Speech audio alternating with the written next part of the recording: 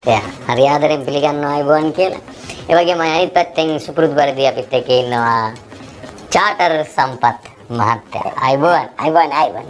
හරි ඉතින්ලා මං වැලන්ටයින් මහත්තයාගෙන් දැනගන්න කැමති නෑ. ප්‍රසන්නවලිය අන්පා කැමතිද කියලා මම බැලලා. මම දැනගන්න කැමති කියලා අදහස් කරේ එහෙම එකක් නෙවෙයි.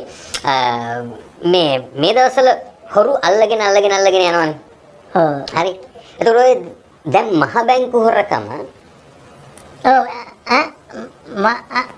දැන් අපහොරකමක් වෙලාද මේ ප්‍රසන්න මහත්තයා අපහොරකමක් වෙලාද මං හිතුවා මේ වෙන වංචා දෝෂන වල හැටියට ඔහම වෙයි කියලා.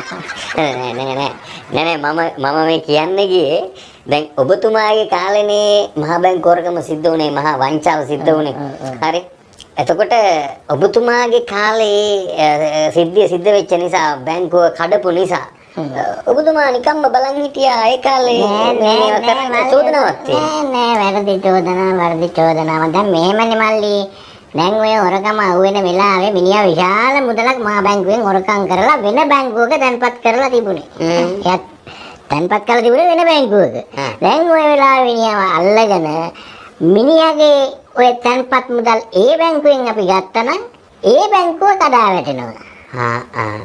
පැහැදිලි නේද? එතකොට බැංකු දෙකක් කඩන් වැටිලා නේ.